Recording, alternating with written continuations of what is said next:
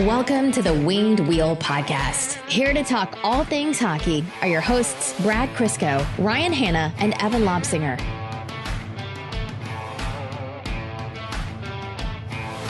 What does it say about us that we've now done this many full draft previews, ramp-ups to the draft, analysis of, who knows, thousands of players at this point overall?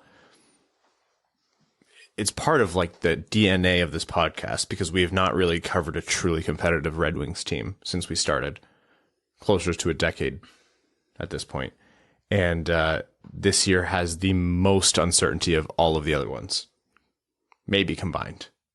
That's why you should listen to us, because we've done this for so many years, waiting for a team to be good. And we've done all the analysis year over year. We've become experts. Yeah, all those tweets and Reddit posts towards us of, I think I've narrowed down to the final three prospects I think the Red Wings will take, and we can just laugh and laugh and laugh, knowing it won't be any of those three. Oh, yeah. Oh, yeah. The subject is I've been hurt before, but not always hurt. Anyhow, the 2022 NHL Entry Draft Preview episode is here. Thank you all for tuning in to the Winged Wheel Podcast for this. I am one of your hosts, Ryan Hanna. I'm Brad Crisco. And I'm Evan. What we're going to be doing this episode is looking at the 2022 NHL Draft from an overall lens, but specifically a Detroit Red Wings lens in terms of what's going to happen when Steve Yzerman or Kris Draper, or maybe they get Derek Lalonde up there, take the stage. Are they going to make all their picks that they have planned right now? Who's going to go at 8th overall? Who's even going to be there? We are going to be taking a look at the top 10 prospects or so that are firmly in the mix. We'll make our predictions. We'll give our rankings. We'll talk about, what's more or less likely. We'll take a look at picks beyond pick 8 because the Red Wings own many other picks, including 2 in the second round. And then we will just talk about the draft in general. Just before that, we'll do a little bit more conversation about the updates that have come through about the Red Wings and the hiring of their coach, Derek Lalonde. But we did do an emergency episode for that. That crossed the threshold. So if you haven't listened to that, go back and have a listen, and shout out to Prashant Iyer and his very small friend for joining us on that episode. So this is the big one. After this episode, before Thursday's draft, what we are going to do is we're going to have one more episode planned. That's going to be a mock draft. That'll come out probably Wednesday night. Thursday night, what we're going to do is have our annual Winged Wheel Podcast NHL Draft live stream. So if you don't already, youtube.com/Winged Wheel Podcast, subscribe, tune in. It's a lot of fun. And then Friday, as usual, for patrons, you'll get access to a day-long rounds 2 through 7, basically giant hangout with the host of the podcast coming in and out, all of the other patrons and everything, where we're just going to enjoy rounds 2 through 7. I will say I hope they follow suit last year and don't take, I don't know how long, 2 years ago's rounds. They wrapped up last week, actually. Yeah, they're still finishing up the 2020 second day. So lots of content to come. Draft week is an immense amount of content, so we hope you enjoy it. And thanks for tuning in with us. As usual, very quickly, I want to do a shout out to the Jamie Daniels Foundation, jamiedanielsfoundation.org, to find out more about what they do and how you can support them. And just want to thank all of you for helping us cross the now $32,000 threshold through Wings Money on the Board, started with Prashant Iyer, in support of the Jamie Daniels Foundation. Okay, let's talk. Let's give a minute here to the Red Wings news. Derek Lalonde hired. The Red Wings now have their head coach before the draft. I think, Evan, because we didn't have you on that emergency episode, let's get your initial impressions on the hire and what this means for the Red Wings moving forward. Well, I think the biggest thing is, I was going to say the F word, which is familiarity. My finger comes off the edit button. I was waiting for that.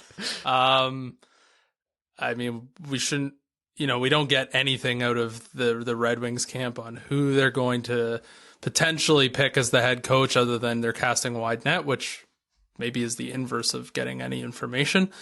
But at the end of the day, it boiled down to Steve Yzerman knew on a professional level and had worked with previously. And maybe we shouldn't be all that surprised. you know what, if it's someone you've worked with before and you have good rapport and you like what they do, why not?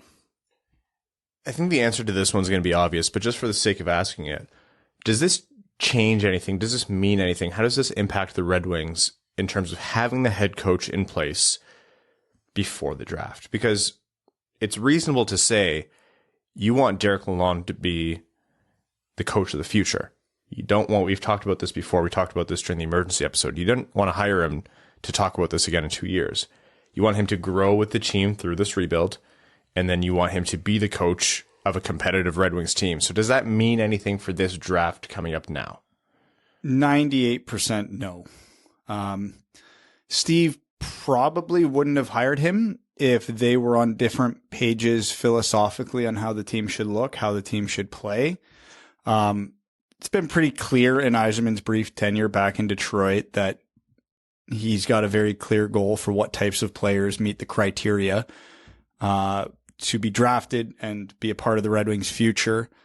So if Lalonde came in a week before and said, actually, no, that would be ludicrous, for lack of a better word. Yes. So I don't think it changes much. Could there be, like, you know, Lalonde's looking up and down on the roster and goes, okay, I get we're trying to build a big defense, a competitive, fast forward group, yada, yada, yada. Looking at the roster, there's X type of player that I really want to utilize that will work well in that system. And I don't see one in the system run here. Could you maybe try? And then, you know, let's say for whatever reason, Marco Kasper fits that description. And they're like, well, we were considering him as one of the options anyway. There's the tiebreaker. Sure. But I don't think beyond acting as a tiebreaker, it's going to have any impact at all. Yeah, Brad, that was a good point about, like, it's kind of just an edge case in terms of if you had to imagine a scenario in which it would influence things. I think the answer here in summary is Yzerman really just wanted to get a major piece of work done before the draft so he can then focus on the next major piece of work. And I have to say, as Red Wings fans, we joked because last non-emergency episode, we said it was going to happen at the exact time it did.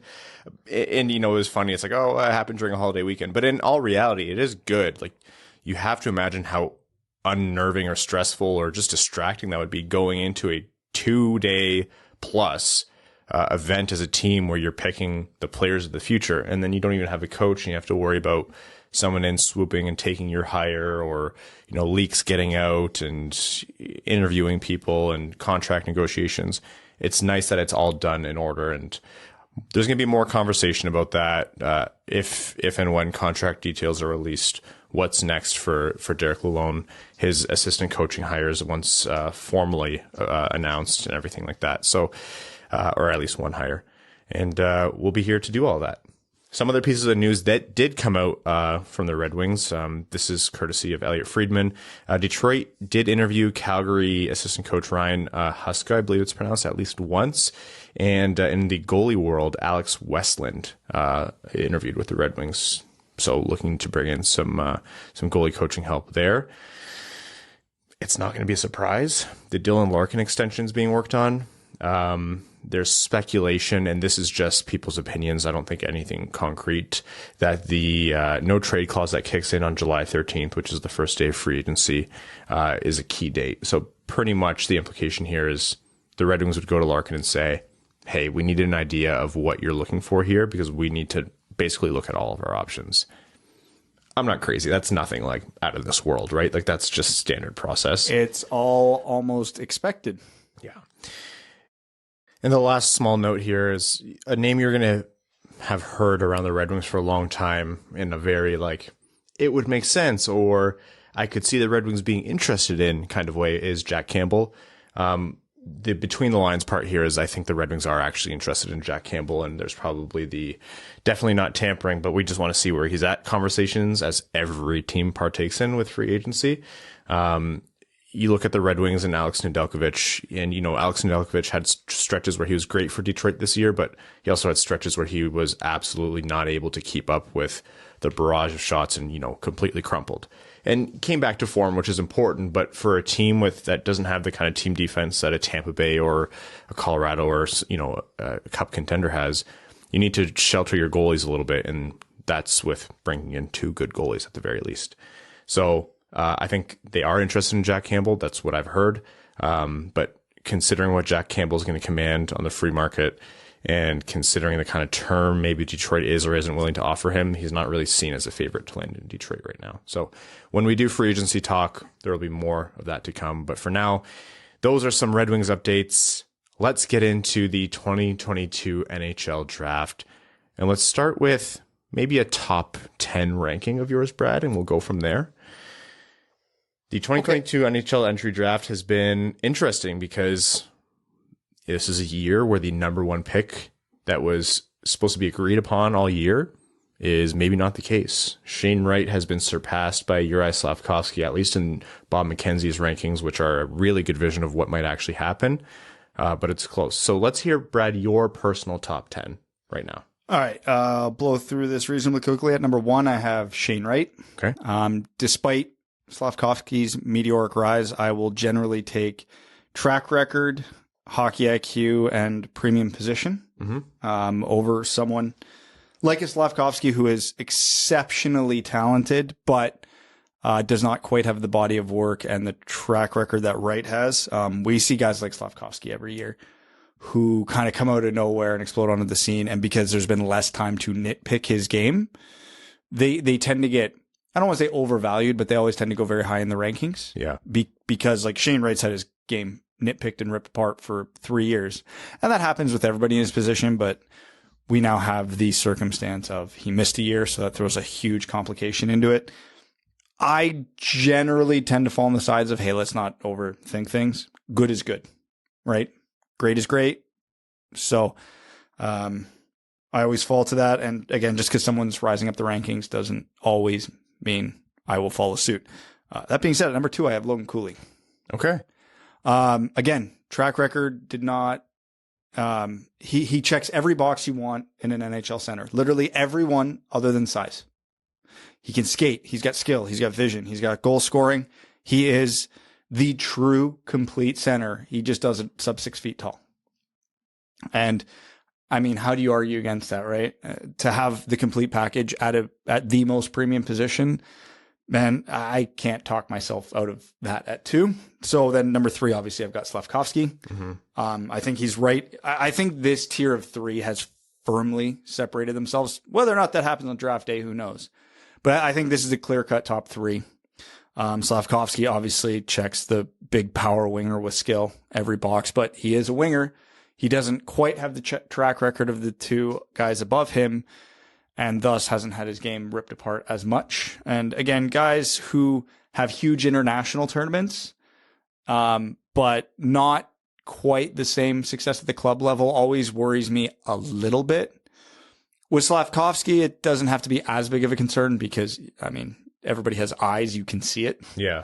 Right. So that definitely eases the tension, but he's far from a sure thing. I'm more confident projecting Wright and Cooley to the NHL than I am Slafkovsky. But again, I think they're all going to be top 6 impact players. At number 4, I've got Simon Nemec. We did a profile on him a few weeks ago. Your jack of all trades, highly skilled defenseman who can do basically anything you want offensively or defensively. Only question with him was the level he played at. As Mo Seider has taught us, that doesn't always matter. At number 5, this be the first one where I kind of stray away from convention. But again, if you guys have been listening, this isn't a surprise. I've got Matt Savoie here. I mean, if, again, another one of those cases, if he was 6 feet tall, he'd be higher than this. Realistically, checks every box what you would want in a skilled forward. A lot of this things I said about Logan Cooley, I can say about Matt Savoie. I just can't say for certain that he's a center. I think he is a center, could be a center in the NHL. I think he should be a center in the NHL, but because there's that question mark in people's heads, I understand. But for me, he's a top 5, no doubt. Let me jump in here and compare to Bob McKenzie's top 5. And again, for those of you who don't know, Bob McKenzie's draft rankings aren't his own personal opinions. They're his survey of GMs, scouts, people who are making the actual picks in the NHL. So they're a good vision to what teams are thinking. He has Slafkovsky first, Shane Wright second, but he himself will say he polled 10 scouts or whoever, 5 said Slafkovsky, 4 said Wright, 1 said Cooley. So this is close, razor thin margins. Cooley 3rd, Nemec 4th, and Gauthier 5th, just to compare to where Brad's at so far. So Brad, take us with 6th. David Jiricek.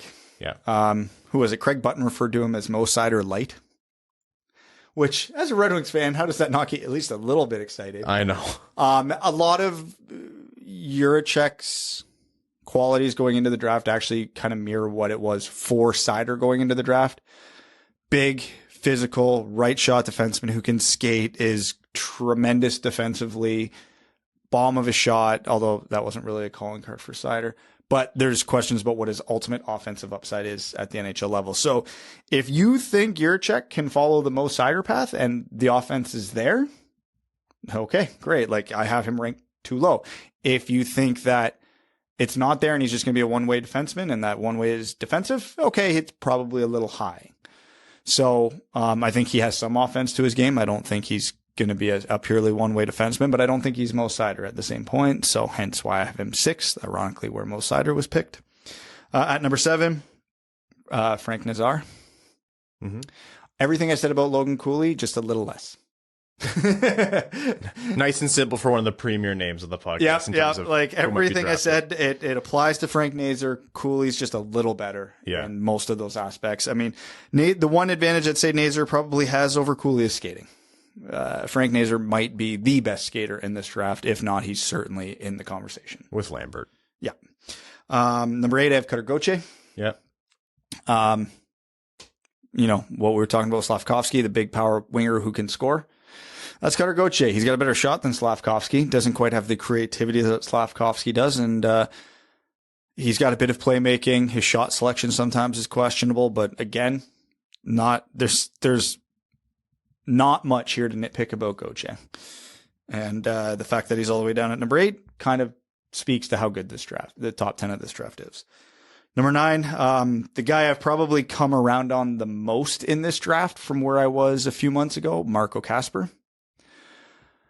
I am a sucker for pure skill.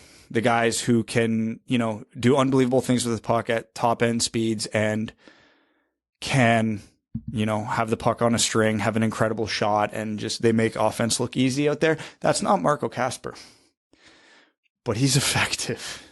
Mm-hmm. He wills plays into existence. Not to say he has no skill. He's in my top 10. He obviously has an abundance of skill, but not to the level of a Cooley or a Savoie or a Nazar. But he is more effective than those guys in a lot of other ways, like off the cycle, net front. His skating is right up there with a lot of these guys. So yeah, and that's not to say take away from his 200-foot game either, because this guy really does give it 110% every end of the ice. And then rounding out my top 10, I was torn here like 50-50 between Campbell and Lekaramaki. Mm-hmm. I went with Campbell just because he's done it at the higher level. And that was literally my only tiebreaker because they are so similar in terms of their profiles. I probably should have given the edge to the Swede just because, we're a Red Wings podcast. But no, Campbell, before his injury in November or December, was literally leading the Liga in points and goals, which is insane for a 17-year-old. Obviously, he didn't have the second half. I don't think anybody expected him to have the second half match up with this first half, but the fact that he was able to do that at all is truly remarkable. Not necessarily the type of player the Red Wings need right now because he's a shooter and the Red Wings need more playmakers. But when you got a guy who can score 30 to 40 goals in the NHL, probably on the regular, it's never a bad option. And same thing goes for Lekaramaki, who I have at 11. So Bob has Jiricek ranked 6th, Campbell 7th, Lekaramaki 8th, Matt Savoie 9th, Marco Kasper 10th, and then notably in there, Frank Nazar is at 15th in the Bob McKenzie, this is what's happening in the NHL rankings. So Brad, thank you for that. I'll throw it to you, Evan. Any of those names stand out in there as, being on either Bob's or Brad's list here as being wildly high or low or anyone? Brad, can you go through yours? Just name fire? Yeah, rapid fire them. All right. Wright, Cooley, Slafkovsky, Nemec, Savoie, Jiricek, Nazar, Geekie, Kasper, Campbell. I mean, nothing is wildly different than that in terms of like what I've thought the top 10 would look like. around 9-10, you see most people have got a little bit of a different combination, but basically 1 to 8 is almost a mix of the same guys, just in a small different order. So like for me, I've still got Shane Wright, I've got Slafkovsky, then Cooley as my top 3. For all the reason you said, I think Shane Wright still probably has the most complete game and will project that way. I don't know if Montreal will make that pick, but that's just what team aside, that's what I thought. And then obviously Slafkovsky, goal scoring massive, and he's on an absolute heater up the rankings right now. Cooley, you described it, great centerman. And he, honestly, I could see him going first overall. I could see Montreal doing it. One of McKenzie's scouts did. Yeah. So, then, it comes into Simon Nemec. I think that one is good. The only real player that I don't have in my top 10 who's gone in and out seemingly for no rhyme or reason is Frank Nazar. I don't have him in my top 10, but he's right there. And I can't decipher why some people hate, or shouldn't say hate, don't see him as see him as a mid-teen pick rather than a top 10 pick. Oh, because Brad can look him straight in the eye. I might actually be taller than him. But then we'll see the same people will have Matt Savoie a bolt on in the top 10, but they'll have Frank Nazar way outside of it. So that's the only guy in that list that I didn't have in my top 10. The other guy I had a lot higher was Cutter Gauthier. I think he's gone at 5 or earlier. He just screams GM guy all the way through and through. He's going to play center at Boston College or University, one of the two. He looks more like a power forward winger to me. But that's not to say that he can't excel as a centerman next season at college. Boston College, there you go. So there's going to be a team, I think, that just absolutely loves him and his build, and he's going to go way earlier than what it's going to be Philly. Yeah, that's Philly. My guess at 5. I think it's Philly as well. But yeah, I'd say I'd agree almost certainly with Brad's top 10. There's just a couple of guys there that I can't still get a read on. So, I mean, without going into like insane amount of detail on all of those picks, because we have more players to talk about here. Yeah, you have Wright and Cooley leading the potential centerman, Slafkovsky as maybe the most dynamic player in the draft, Nemec and Jiricek as defensemen, maybe in that order, who, with fewer talented players ahead of them could be perfectly justified as top 3 picks. And then I think after that is when you start to get into, you put Gauthier in there because, again, premium position. And like you mentioned, Evan, he's rocketing up the draft boards, and that's a coach's player. That's a GM's player. Oh, yeah. Any one of those guys fall, right? Like, that's my cutoff. Like, Wright, Cooley, Slafkovsky, Nemec, Jiricek, Gauthier. Any one of those fall to 8th overall, you're sprinting to the podium, right? Yeah, well, as Steve Yzerman in the Red Wings. Honestly, where I'm at in this draft right now is you always, start to see those grocery sticks and tiers emerge in your own head and in your own rankings in this. And for me, I think the benefit of the way this draft being not so top heavy, but being really deep is my top 11 has separated. Like any one of those 11 at 8 for the Red Wings, and I'm thrilled. And I don't remember the last time going into a top 10 in the draft where I'm like, I had my list going that deep. Now, if Cooley or Nemec or, falls, yeah, the Red Wings should sprint to the podium because holy hell. Mm-hmm. Obviously, I think Jiricek falls in that category, but I like Savoie better than Jiricek anyway. And odds are Savoie is going to be there at the Red Wings pick. At least it's looking likely. So I'm not like as high up got to sprint to the podium for Jiricek. But obviously, if the Red Wings do get him, he's above 8 on my board. So to me, that's great value. But yeah, so I think it's going to be a fascinating draft. And even checking Bob's rankings where he was referencing a lot of the prospects, the ranges on these guys is insane. Yeah. Like Frank might be the most, like, I'll say scattered or divisive draft I've seen since we've started doing the podcast. 100%. There's guys in the first round who are like damn near unanimous first round picks where the range on them is like 18, 19, 20 picks apart. I've never seen that. Like if I told you right now Frank Nazar went 4th, are you shocked? I'm pretty surprised, but I'm not, running out the window. You can see the merits to it. Yeah. Yeah. If he goes 20, are you shocked? No, not even a little bit. See? Yeah. Like it's insane. I'm also dead inside, so. And obviously it's hard to make me feel. Yeah. We say that about Nazar, but like you could say that about Marco Kasper. You could say that about Brad Lambert. Look at Brad Lambert. If someone really believes, and I'm sorry to cut you off, but if someone really believes in Brad Lambert, that is a very justifiable top 10 pick. Else, if he goes 30, I'm not surprised. No. Conor Geekie, same thing. Yeah. Owen Pickering, same thing. Denton Matejchuk, same thing. Like, it's nuts. Like, generally, when you start to hammer down the first round of a draft, you can usually, with about 80% of the players, narrow them down to like a 4 or 5 pick window, and it will hold up. And there's always a few outliers, but 25 to 26 of the picks in the first round, you're like, yeah, they went about where I was expecting. Yeah. Throw that out the window for this draft. Once you get past the top 5 or 6, all bets are off. So I want to talk about a couple other players in here. So we talked about, the ones who are most likely going to go above Detroit, or at least at this point, with any amount of certainty that anyone can have it with this draft class, are likely to go above Detroit. And then we mentioned those in the range, and that's, Nazar, Savoie, Lekaramaki, Kasper. I'm going to throw Minchukov's name in there, even though defenseman might not be popular if it's not Nemec or Jiricek. I'm going to throw Danila Yurov in there, even though that might not be, popular for people. Brad Lambert's name should be mentioned. He's, to quote Evan here, very divisive in terms of prospect. Someone else who I will maintain should be in the mix here is Conor Geekie.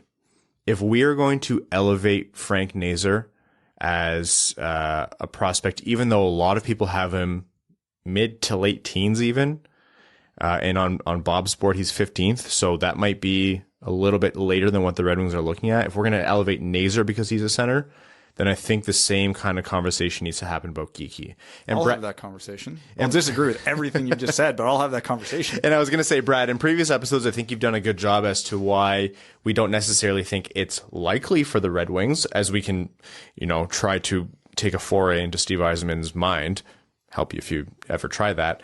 But he's a centerman where if a team believes in Conor Geekie as an NHL player in the top 6, then he is going to go much higher than his 13th rank on Bob's board, in my mind. Yeah, a gigantic center with skill. He's every team's dream, except maybe not Steve Yzerman, because Steve Yzerman also values compete and speed, which are 2 huge question marks with Conor Geekie. Again, I don't love the player. I think I have him at like 19 or 20 on my board because, again, he is slow and he plays slow. And those are 2 massive red flags for me in the NHL. That being said, if he gets over those, the guy's a star. Mm-hmm. I'm not super confident he will, which is why I have him ranked lower. But if he does, he's a star.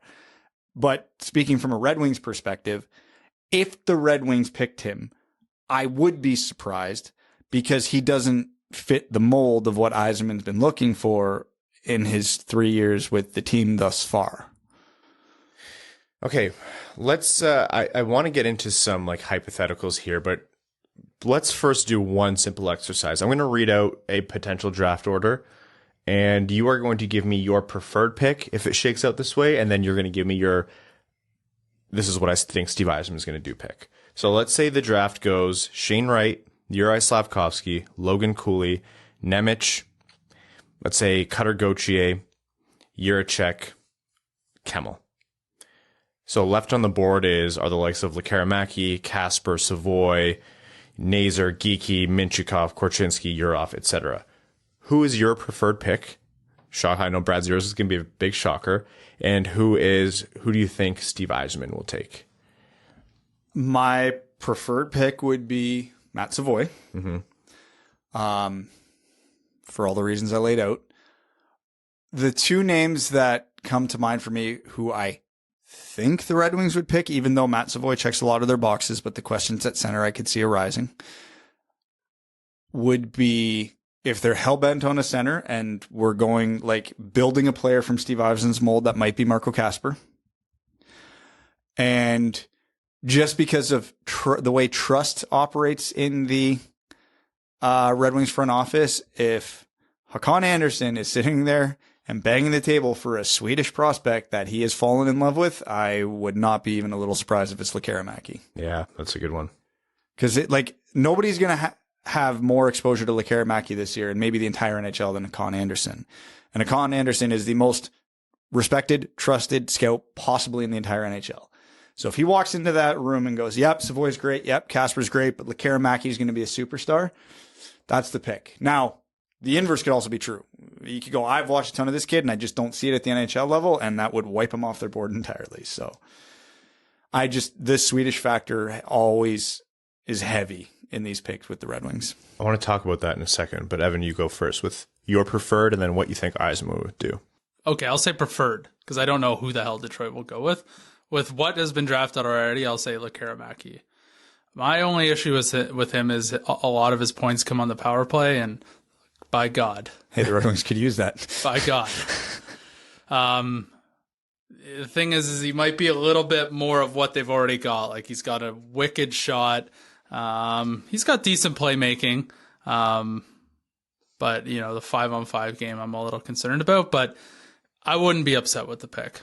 Lekaramäki does strike me as a right-handed, little smaller, little faster Vrana. That's a big vote of confidence. At 8th overall, I know people might be hoping for, well, actually, I don't know, but they might think, I want more upside or I want a top 6 center. But if you can lock in a Vrana. I just have this vision in my head of Larkin on the bumper or Raymond in the bumper with Vrana and Lekaramäki on either side just teeing off. The same thing could be said for Campbell. But just firing total piss missiles. Yeah. 5-on-5 question marks remain, but that would dramatically improve the Red Wings power play. So that's how the draft goes. I'm not super thrilled about how the other teams have drafted because they've taken all the players that I had earmarked before. Right.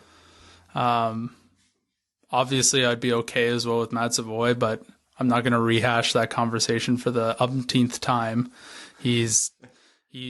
But he took the ring into Mordor, so what do I know? Brad, he's not even the smallest player in my top 10. Oh, that's got a bias.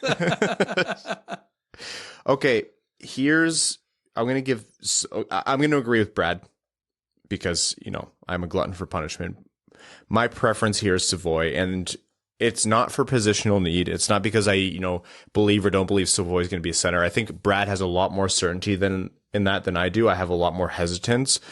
But at this point, with how much variance there is, my tendency and my bias is to swing for upside. And I think Savoie has the most talent, the most upside based on everyone who's been drafted. Talent upside wise, he's a top 3 pick in this draft. Well, that's a hot take. Easily. What? Really? Yeah, I mean... Is that a hot take? More than... Skill in total package without size? More than Wright, Slafkovsky, and Cooley?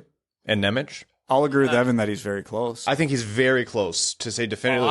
I'll die on hills. I don't care. I'll say top 3. If we're talking just pure skill, he's probably ahead of Slafkovsky, but Slafkovsky has the benefit of being almost as skilled, but like 300 pounds heavier and 2 feet taller. So they're both, this is the most ridiculous hypothetical because height and weight clearly play into Slafkovsky's game. They're both 6 feet tall. Who do you take? Savoie. Thank you. Yeah, I understand. Agree with Brad, but I understand. This is the stupidest hypothetical because it's not even remotely possible. That's what I'm trying to say. That's exactly what makes Slafkovsky a unicorn, is because he can do a lot of the things like Cooley and Savoie can do, but he can do it at 6'4". I'm attempting to I'm trying to make a square peg going a round hole right now. But no, I get your point. Talent-wise, Savoie is probably the 3rd or 4th most talented player in this draft. For future reference, Evan, I do the terrible analogies and bad hypotheticals. Oh, okay. I need you to stay in your lane of hot takes and having funny jokes about Brad's height. Is this a hot take? I don't think Shane Wright will be one of the best top 5 players out of this draft. That's hot. Top 5? That's hot. It's scorching hot. That's very hot. Yeah. You know what? You're just trying to get in the future, like ice hockey gifts No, montage. yeah, when the Red Wings draft them, and then I'm an idiot. Yeah. Ice hockey gifts, if this does end up happening, please include mine and Ryan's reaction to that statement so we don't get lumped into that. We'll just need to take 2-second pauses before and after every hot take I say so it's clippable. No, those are staying in. We're going to have to work on our like facial expressions just to convey shock and bewilderment. You can use those on the YouTube thumbnails. Yeah, we're just... I don't know what it is about Shane Wright. Everything like I watched, he just doesn't do anything for me. But he's clearly an ultra talent. For some reason, it just doesn't blow me away. His underwhelming season was 90-something points in 60-something games. In a draft with an incredible amount of variance, I am not going to beat up on you because you have a hot take like that. It could very well happen. He could go No, we third. will in 3 years. In 3 years, yeah. We won't even be here. I saw a mock. He went fourth, which like I could see a reality where he goes 3. I think fourth is like insane, but I've seen it. But I was even wondering like the hypothetical. It wasn't something I was ever going to say out loud because it's dumb as hell. But we've gone this far, and after Evan said that, I might as well. Is let's say Montreal takes Slafkovsky. We know New Jersey's picks available. If contract negotiations with Larkin are going piss poorly, do you just trade Larkin straight up to New Jersey for 2? This is too bad shit for me. I said it was batshit and dumb as hell. We have too much episode ahead of us for me. I can't. I don't know. Like, no. Okay. I'll say yes, just because then we're 50-50. Hell yeah. There you go. Because I don't know. I literally don't know. But I was just thinking about it. I'm like, yeah, if Larkin doesn't want to extend here because the Red Wings suck or he thinks he'll get more on the open market. I mean, okay, let me rephrase. You definitely have to think about that. I just think that is so fun. And not to say you think it's likely because you've qualified that you know that this is just for fun, but that is just so... If you think drafting Moritz Seider was a shock, Gary Bettman walking to the stage and saying that would be the craziest thing I've heard. Like, you guys would have to weekend at Burners me for the rest of the stream. If we see no tweet in the next few days saying that contract negotiations are progressing nicely, Montreal takes Slafkovsky, and then at pick 2, Bettman walks up to the podium, I might have a stroke. There's like 29 or 30 other teams that could be in that trade, but still. Got to make sure that window's preemptively open. Oh, yeah. I'm gonna give mine. I'm gonna finish my point here, and then we're gonna go to break very quickly. My preference would be Matt Savoie for the. I'm not quite where you guys are, but you articulated it very well in terms of his overall upside. If it shakes out how I described, I think the more likely pick, maybe just edging out Matt Savoie because we know the Red Wings like Savoie and all of his talent, is Marco Kasper. You guys still got to sell me on him because I do not see top 6 centerman in him at all. Okay, so here's the biggest compliment I gave him when we did our prospect profile, and this still requires a lot to go right for him after the fact. Like, he definitely needs to improve things, but that does happen with players. Is right now Marco Kasper's profile, traits, and strengths line up extremely similarly to how Dylan Larkin was projected going into his draft. Okay hands, like above average, but not anything special. Okay shot, not anything special. Great skater, unbelievably competitive, 200-foot game. Like, the talking points with Kasper are the same talking points that Dylan Larkin had.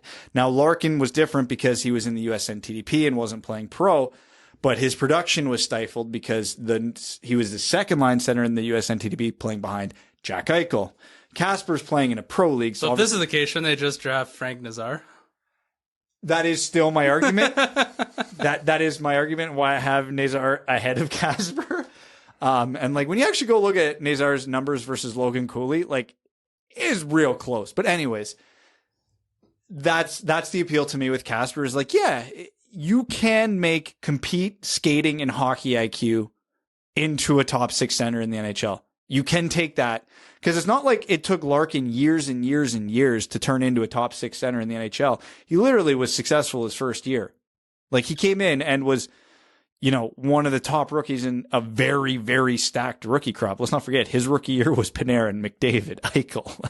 Yeah, they turned out okay. Yeah. Those are some good career earnings. So again, I have Kasper in my top 10. He's not in my top 8. So no matter how it shakes down, he's not my I have him at 9. He's not my preferred pick for the Red Wings, but I will be more than okay. I will be very happy if he is the pick.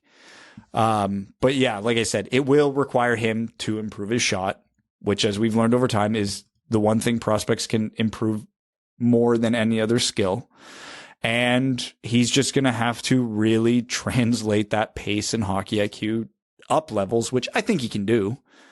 But yeah, the only reason, those are really good points, Brad, and I'll go further to say players who have really high hockey IQ and think the game really well, and especially can be such a good centerman at such a young age. The simple answer is the smarter you are playing hockey at the center position, the more likely you are to be a player who can learn and grow and develop better. Right? It's not a lot. Some guys can do that off raw talent. They can be complete meatheads but just get better and better as hockey players. But players who think the game really well at a young age, you're well poised to improve. Now, I'm going to go sideways here. The only reason I haven't pushed Marco Kasper more as a potential or even likely Red Wings pick is this. I think, and from what I've heard, Ottawa really, really likes Kasper. So if there isn't a run of centers, which, I mean, pick one position for there to be a run of in the top 10. If there isn't a run of centers even before Ottawa, if Kasper's sitting there for Ottawa at 7, I think Ottawa, from what I've heard, really, really likes him. I think he'd be a great pick for that team. I think he fits what they need. I don't know that he matches exactly what their draft class and draft style has been in the past, which is why it was surprising for me to hear that. But I think Ottawa likes him, and I think, that's the pick right before Detroit at 7th overall. So I almost don't expect Kasper to be there.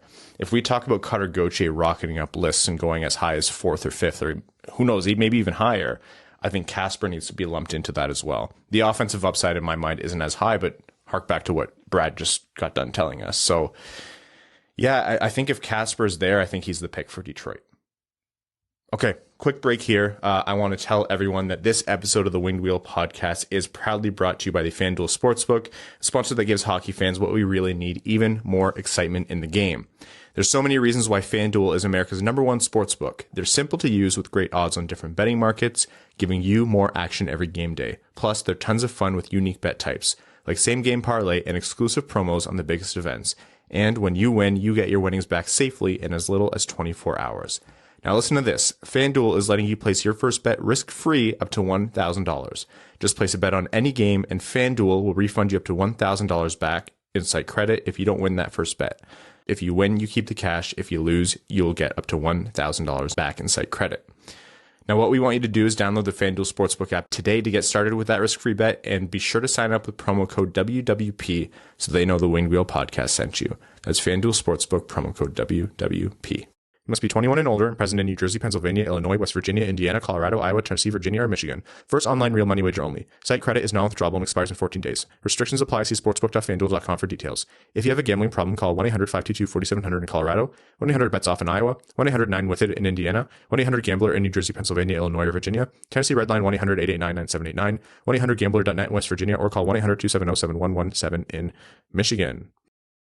So we've talked about players who, if we had to pick one, who we would want the Red Wings to pick, and if we had to pick one in terms of who we thought Steve Yzerman would pick. And there's, a couple of notable names, Savoie, Kasper, Lekkerimäki, who are probably nearer at the top of that list. Who are some other names that people should be considering here with the ever-present giant massive grain of salt that says this is a wildly variant draft in terms of expectations compared to previous years? Do not get married to one single player. So who else should be on there? So if we're talking about pick 8, obviously, again, I think the Hakan Andersson factor is bigger than we give it credit for, just because, again, he's the most respected and successful scout possibly in the NHL. So if he sits there and bangs the table for, a European player, more specifically a Swede, the Red Wings are likely inclined because, again, he was probably the guy banging the table for Seider just because he's the head European scout.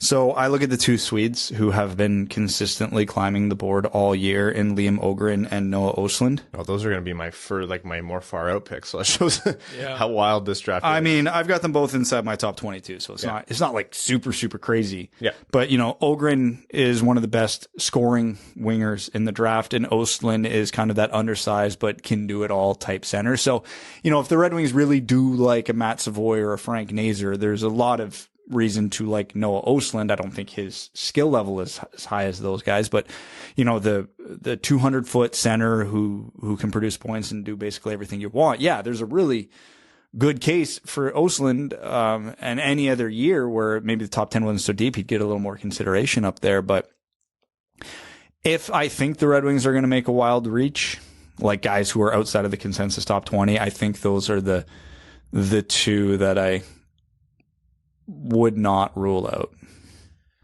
Let's talk about Frank Nazar. Frank Nazar is probably the hallmark prospect where we love him on this podcast probably more than the consensus does. Oh, actually, definitely. By rankings, that's absolutely true.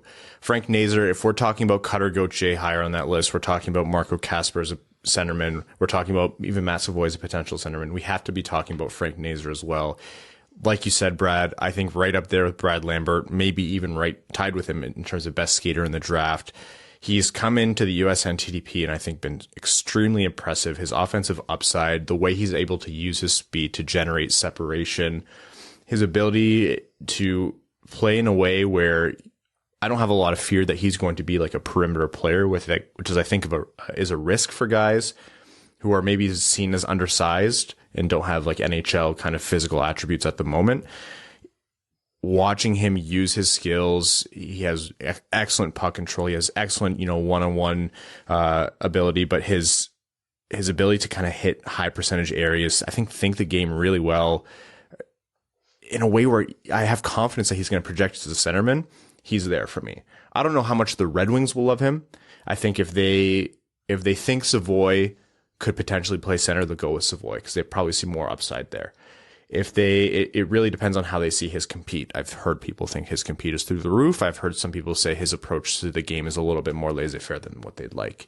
But if they think he's a centerman, I think you have to consider him as one of the potential, if not more probable, Red Wings picks. I mean, I have him in my top 8, so obviously I have him as a candidate. But what was the word Evan used with Lalonde earlier? Familiarity. Yeah. Where does Nazar play this year? He played at the USNTDP and has committed to Michigan. Interesting. Yes, right down the road in Ann Arbor. So, and obviously it's not just that he's going to play down the road. The Red Wings are going to be highly familiar with anyone playing the USNTDP. Yep. And anyone who's committed to Michigan, they're going to have a lot of eyes on pretty much any time they hit the ice, right? Yep. I honestly, I'm probably summarizing in his game that's just selling him too short. If my ant had wheels, she'd be a bike. I get it. But if Frank Nazar was 5'11" instead of 5'9" or 5'10", I think he'd be much higher on lists. I know he would be. And it's not a guarantee that all those guys are going to build NHL strength. And there's not a guarantee that all those guys who stay small can come in and hang in the NHL, because where you get absolutely beat up on. But he's in there in the mix. It just really depends on how the Red Wings view his potential to play center at the NHL level. Yeah, I'd say watching his tape, the one wow factor to me outside of his little water bug type gameplay is his passing and his vision. Mm-hmm. He will be looking one way. It's like a no-look pass in basketball. He just kind of throws those and hits a guy that only he saw on the ice. And he's got wow factor that other guys in the top 10 don't. Yeah.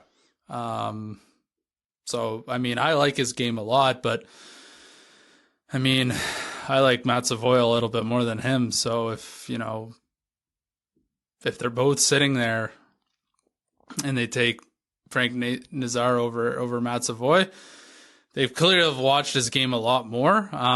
But if both of those guys are there, I think Savoie would be my pick.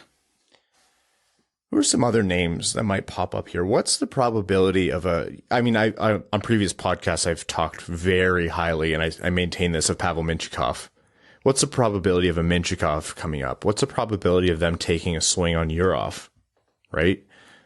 Or are they believers in Brad Lambert? Where do you see those kinds of names factoring in as potential 8th overall picks? Not impossible. They're all in my tier of not my preferred picks for the Red Wings, but I'm not flipping tables if they do. Like I'm whelmed. Again, they all have huge question marks. Minchikov's defensive game leaves a lot to be desired, which as a defenseman is a problem. But, there's been the theories that, Saginaw played a horrible defensive system. You get him somewhere else. Who knows? Because the offensive ceiling is immensely high for him. Brad Lambert's got the big risk of, hey, he doesn't produce. He's got every skill you'd ever want in a hockey player, but for the love of God, he cannot shuttle a puck into the net with a rocket ship if you gave it to him. So, and who's the third one you mentioned there? I talked about Minchikov, I talked about Lambert, and I talked about Yurov. Yurov, yeah. I'd love him as a top 10 talent, but holy hell, how can you It's hard. pick a Russian at 8 right now? Yeah. Well, he lives in the greatest city in the world, where Europe meets Asia. That's a top 10 pick guaranteed. Evan looked up Magnitogorsk. He was just on the Wikipedia page for one reason or another, and that's their city motto apparently, and he has not let it go. Why would that be it? I don't know. I mean, it sucks, and we haven't talked about it yet, but after seeing what happened to Ivan Fedotov, I don't want to say how can you pick a Russian at 8, but man, how can you pick a Russian at 8? Like, he literally wanted to leave to come to play in the NHL next year, which has happened a billion times in hockey history. He got arrested, transported to the hospital, and now is enlisted in the Russian military somewhere in the northern middle of butt-F nowhere, Russia, and he will not be coming over next year. Like, if people are wondering, how much can the Russian factor actually apply here? Yeah, they're literally more than ever. They are literally forcibly keeping Fedotov in the country against his will this year because of, military conscription requirements or something along those lines, which in history hasn't seemed to be a deal breaker, but all of a sudden now is weird. What changed this year? Yeah. So as much as I love Yurov as a player, and I could easily justify him at number 8 on talent, easily. Mm-hmm. Oh, holy hell, you gotta be very geopolitically confident. Like, I'm all for Russians outside of the first round. Like, take your swings. But man, when you're in a rebuild, you can't miss on a top 10 pick. You just can't. One name you guys didn't mention is Kevin Korchinski. Yeah. I don't think he has the massive upside as a Minchikov, but I think he has far better defensive game than him. He skates like a little strange. But I think he's very well-rounded defenseman for his age, and he's a left-handed defenseman. The Red Wings have no one that I'm aware of, right? Left-handed defenseman on the roster or in the system, because those are two very different answers. You draft him for the holes you got. Listen, I will not take this Jake Wallman erasure, but anyways. Like right now, Jake Wallman is the Red Wings' best left-handed defenseman until Edvinsson passes him or whoever they sign up. Got one. By the end of October. Yeah. That's one.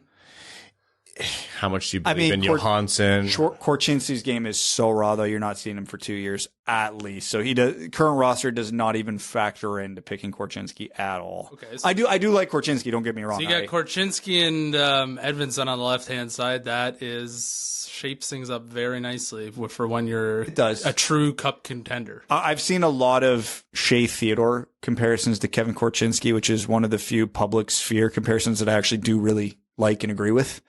It's going to take a lot for him to get there because, obviously Korchinski's defensive game still leaves a little to be desired, but you can say that about 80% of 17-year-old defensemen.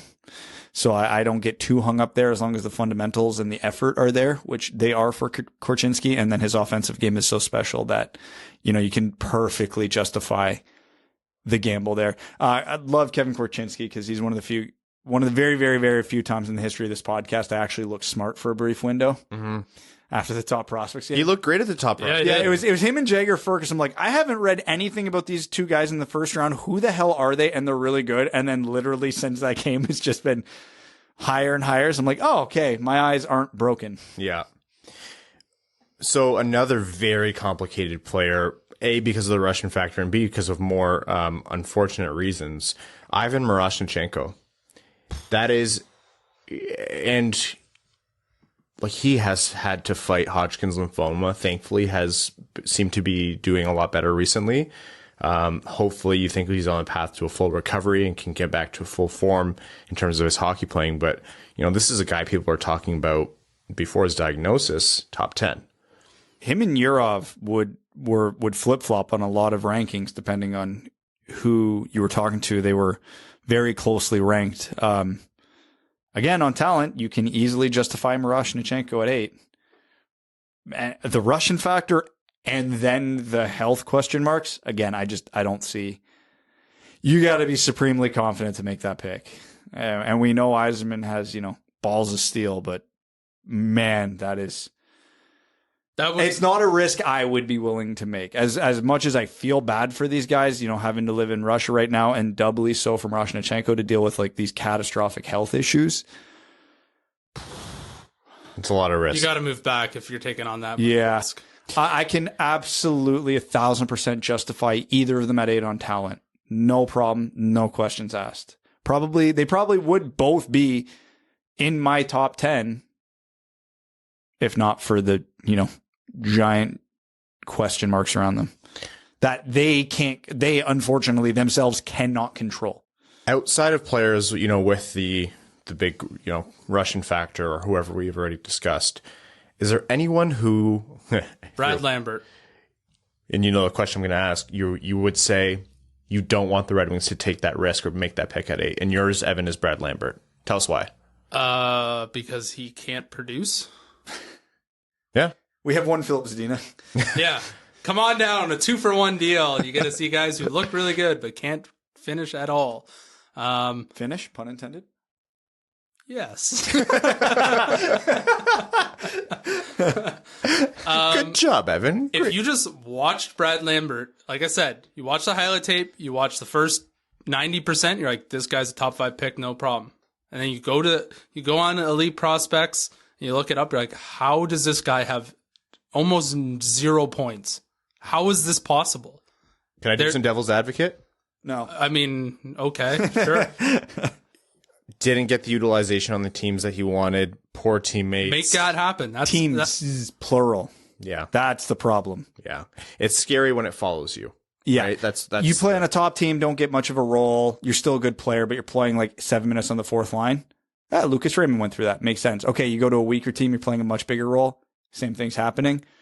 Like, what do we have to customize a team for you to be able to produce? Now, again, this could all go out the damn window because it is possible that just happened. He walked into the perfect storm of 2 shit situations for him, and the third one, he could have put up 1,000 points. Like, very possible because, as Evan said, you watch the tape and you go, holy shit, he is good. But yeah, for my answer to your question, no, I'm not radioing myself and then getting pigeonholed because the guy I said I would be mad is going to be the exact guy the Red Wings pick. And then I got to spend 3 years backpedaling so I don't end up on the goddamn Red Wings Twitter feed looking like an asshole. Oh God, I missed that day. Okay, but no, seriously, not like a guy who you would hate the Red Wings pick because outside you're not goading me into it. But outside of the obvious, like the joke here of like, you don't want to get it wrong. There is, I really don't think, besides the Russian factor, besides, health issues, there aren't enough certain no's in this draft. I think there's some consideration for every player. Like you can make a case for Brad Lambert, but your preference is to not pick. Are there any guys who are, let's say, consensus top 12 for you where you're like... Consensus top 12? Yeah. No, I really like the consensus top 12 in this draft, legitimately. Oh, okay. Legitimately, when you go through, and I'm... Based on Bob's list, boy, am I happy you cut it off at 12. Leave it at that. I will leave it at that. I looked it up to see where Conor Geekie was. Yeah. So the answer here for you, like in line with Evans, with Brad Lambert, is Conor Geekie. I didn't say that. I'll play devil advocate against myself. And when Brad Lambert plays people around his own age, he's almost a point per game player. But that does not happen in the NHL. They don't play games where you are only playing against players your own age. You play against almost everyone is older than you, and everyone produced at I wouldn't say everyone, but top 10 picks produce at a huge level in their draft year. And apropos of nothing, I will say Michael Rasmussen's skating did improve dramatically over the last couple of years. This is a revisionist history and a draft preview. No, I'm just pointing out sometimes really big players can improve skating. Absolutely. Yep. What I will say, outside of, I have the same concerns with Lambert and I have the same concerns with Geekie. Odd you mention him. Other players that have come up where people have kind of picked them as a potential Red Wings pick are Rutger McGroarty. I've seen the Oslin and Ogren that you talked about. I've seen a lot of Isaac Howard. I don't think poorly of those players, but my preference based on overall upside is that they don't sniff, in my mind. That might be dramatic. They don't come into the same tier of this is worthy of a top 8 pick, because I think there are going to be players at 8th overall for the Red Wings where, similar to Lucas Raymond and similar to, now we know, Moritz Seider, they could end up being the 3rd, the 4th, the 5th best player in the draft, at least. I don't want to see them take too big of a stretch, because how could you say anything is a stretch with how wild this draft is?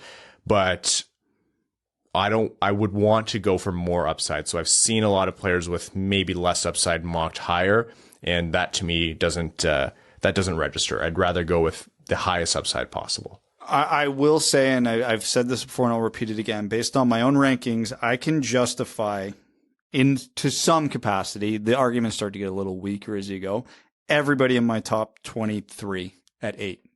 Like, that's this type of draft. I will say I have Rutger McGroarty at 17, which I know is high compared to consensus. But despite the skating flaws, I just love everything else about his game so much that I think even if his skating doesn't improve, he can still carve a successful path in the NHL, a la a Ryan O'Reilly-ish. Okay. Not that he'll be that good, but... So that was quite a bit of talk about the Red Wings' first round pick at 8th overall. The other picks that they have are in the 2 in the 2nd round, 1 third round pick, 3 in the 4th round, and 1 in the 5th round, as well as 2 in the 7th round. So the extra 2nd round pick is from Washington. The extra 4th round picks are from Colorado and Vegas, and the extra 7th round pick is from LA. The 2 2nd round picks, let's talk about those. Who are some targets in your mind? What numbers are those at again? 40 and 52. Who are the targets in your mind for the Red Wings with their 2nd round picks? And this could either be guys who you could see as likely to fall or someone you'd want to take a reach on. Lane Hudson. Okay, tell us about Lane Hudson. Lane Hudson might be the biggest wild card in this draft, because if you're talking on pure talent, hockey IQ, the things this guy can do on the ice, he's a top 10 talent. Like if it was just a pure talent ranking, he's in the top 10. He's a 5'8" defenseman. Mm-hmm. Which does not fit Yzerman's mold at all. No, it does not. If you're a big fan of Quinn Hughes, you're probably in the camp of, yeah, you really like Lane Hudson, but you understand the risks. Because that's what Lane Hudson could be. Like, his upside could literally be Quinn Hughes, full stop.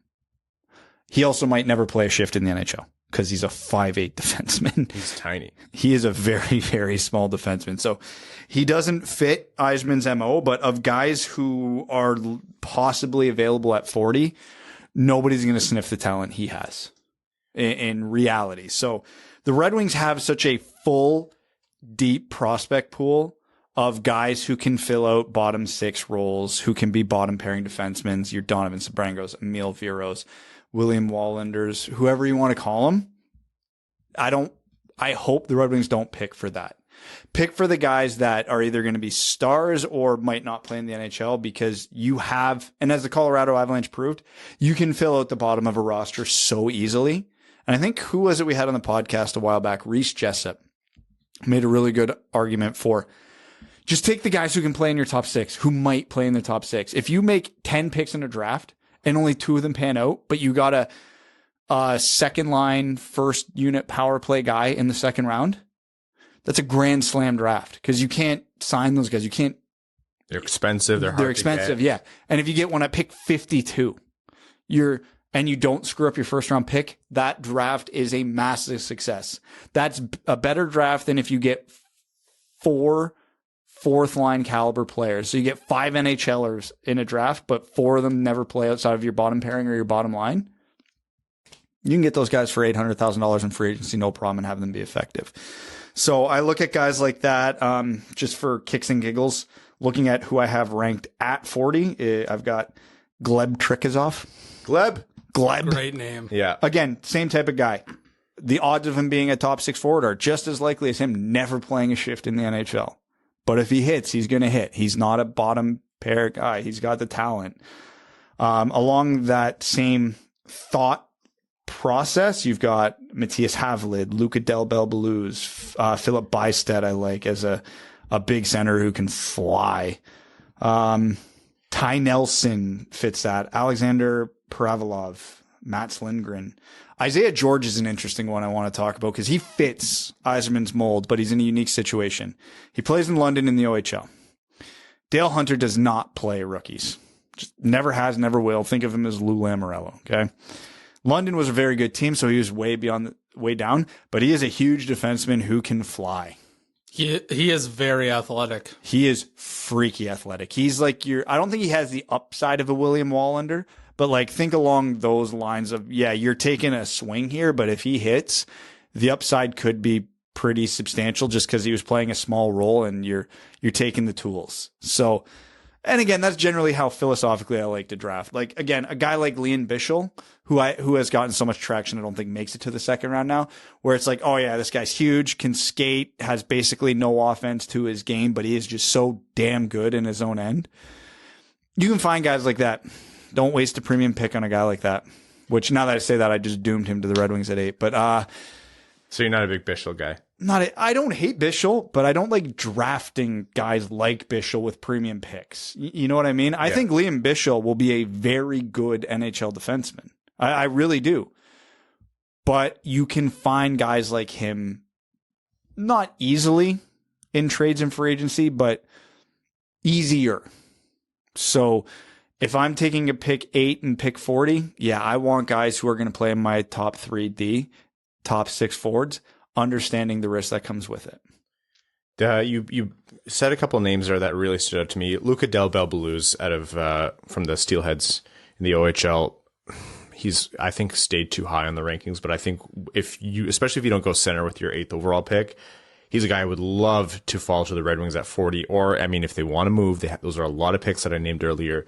There is going to be movement in this draft one way or another. If they want to move up to grab a guy like him, I would not be mad at all. That's the kind of player where I think you make the moves for. There's the skill there to potentially be like what you called out for, a top of your lineup kind of player, even if it's not going to be a number 1 overall center. I can't disagree with a lot of names you brought up there. Jack Hughes is another one for me who I think might actually be in range for the Red Wings, especially with pick 40. Offensive upside keeps me a little hesitant, but you could absolutely justify him at 40. No problem whatsoever. Mm-hmm. Get some insider Montreal info while you're there. Yeah, no kidding. Yeah, get the inside scoop. My dream at 40, and I thought it would be stupid even mentioning, but I've seen a lot of rankings who still have him ranked around 40, which is insane to me, is Jagger Firkus. Oh, yeah. I don't think that's happening. Yeah, I don't think it's happening either. I think it's a dream. I have him at like 16 on my rankings, and I see a lot of other rankings that also have him around that high, but I have seen many, not isolated, who still have him as a second round guy. And not that I think he's better than this player, but this happened last year for me with Logan Stankoven, a guy who I had ranked in the teens, and I'm like, yeah, this guy is small, but I don't care. The talent is exceptional. I think Firkus is a little better than him, but man, he fell to the 40s. Mm-hmm. So I don't think Firkus makes it to 40, but holy hell, who knows? Philip Bystedt, you mentioned.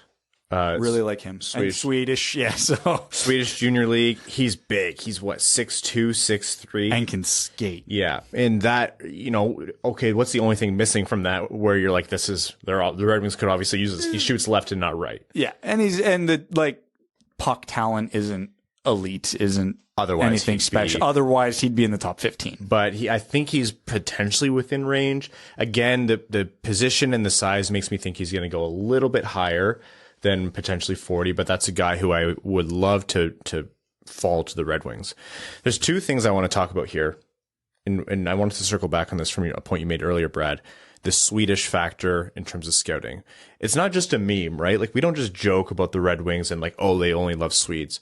Here's the thing. Look how successful their European scouting department, headed by Håkan Andersson, but also some really great work done by the entire crew over there. And now look at, with Kronwall and Lidstrom firmly embedded in that process. Look at the success they've had for the Red Wings over the past few years. Raymond and Sider had that list. It looks like Edvinsson's doing great. But where they're doing their work is when you get outside of that first round, because that has not happened in North America. And now they have a fridge who can deke you out of your skates and Soderblom coming over. And those are just some of the names, like the first 4 or 5 names that come to mind. In a draft where Johansson, Wallander, they all look like they're going to be players. Niederbach has outperformed his draft position, even though he's still uncertain. There's so much variance and so much uncertainty in this draft. There is going to naturally be, even more so than there probably already exists for the Red Wings, bias towards your talented scouting group who's done it before, and that's the Red Wings European scouting team. What it comes down to, and I think ultimately this is the point you're getting to, even if you don't know it, is even Yzerman's going to trust these guys more. Yeah. Because the track record of success in Yzerman's tenure so far has been a lot better. Not that they've been perfect. It looks like Tuomisto was a swing and a miss. But at a quote unquote premium pick. But it's hard to argue. Like, who are the Red Wings success stories out of North America? Mazur so far. Sabrango looks like he could be a player, but again, not in any sort of premium role. It's too early on a lot of guys, so it's not like it's been tacit failures, but you don't have the Sider, Raymond, Edvinsson, even like I said, even outside of the first round, Wallander, huge year, Johansson, huge year, Soderblom, huge year. Like, guys who look like they're going to be not only NHLers, but guys who could play key roles in the NHL. Johansson and Wallander look like they could be top 4 defensemen. Soderblom looks like he could be a top 6 forward, top 9 at worst. It's too early to call him Bouillon. You still have to wait to see Bouillon. Bouillon did not disappoint this year, but I don't think he shattered expectations. But Hannes bounced back after a very rough year. Mazur, again, there's the success story. He definitely looks like he's outperforming his draft position and could play a top 9 role in Detroit. Again, Sabrango probably outperforms his draft position, but ultimately tops out as a bottom pair defenseman. They haven't had that guy. Now, again, it's only a 3-year sample size, so it's not anything crazy, and they have more than enough time to turn it around. But based on that 3-year sample size, if you've got one of your, say one of your North American scouts sitting there banging the table for Noah Warren, just to pull a random North American name, and you've got Håkan Andersson sitting there banging the table for Philip Bystedt, Yzerman's going to go with the Swede just because he's been right more. That's probably how this. Now, that being said, if Bystedt's standing there and Havelid standing there, and then Noah Warren and, pick another North American name here, Owen Beck, and the North American scouts banging the table for Owen Beck, and then Yzerman looks over at Anderson, he goes, nobody here for me. Okay. Yeah. Let's go with the North American guy. And I think this should be obvious, but just to say, it's not about the players and where they're born. It's legitimately about where the scouting teams are and the success of the scouting teams. And also, you talked about small sample. Let's not forget the 2019 draft where Yzerman went up and called Sider's name, and the Red Wings drafted Sider, and it's a big shock. That wasn't Yzerman's people. He had just got there. That was a lot of those scouts did carry over, though, especially in Europe. A lot of the scouts did carry over, but that was the Tyler Wright amateur scouting team. 2020 and 2021 are when he started to put his people in. Draper has taken over amateur scouting. So more and more now you're starting to see true Yzerman picks. The other thing I want to talk about here, and I touched on it lightly, is all those picks I talked about. 8th overall, 40th, 52, the 1 3rd-round pick, the 3 4th-round picks, the 5th. I forgot about the 3 4ths. Yeah. Just like the hallmark of the Red Wings. No 6th-round pick and 2 7ths. Oh, no. There usually are trades, most of them inconsequential, like, a 5th for a late 4th next year, or whatever it might be, a 7th, you swap 7th-round picks or whatever. Do you see any big trades potentially workable for the Red Wings with, like, the very big qualifier that, anything can happen? Define big. First round. You're either trading into the first round or you're dealing 8th overall. I'll give you those 2 hypotheticals. No, I don't. I think maybe the biggest swing I can envision. Like, again, if Marco Kasper hypothetically starts to fall into the 20s, then I think we're in the territory of, all right, you're adding whatever you can to 40 to get up. I don't think that's going to happen. As much as there's a huge variance in this draft, I don't think the variance is that large where we're going to see a top 10 guy fall into the mid 20s. Where I think we might see some activity from the Red Wings here is understanding you have a contract limit and you only have so many spots for prospects. And the Red Wings already have a very full prospect system. Again, albeit not of star level players. I think those 4th round picks could be interesting ammo this year because they have 3 of them and they have 2 second round picks. So if there's a guy kicking around 30 to 35 that they really like and they want to bump up from 40 and use one of those 4ths to get up.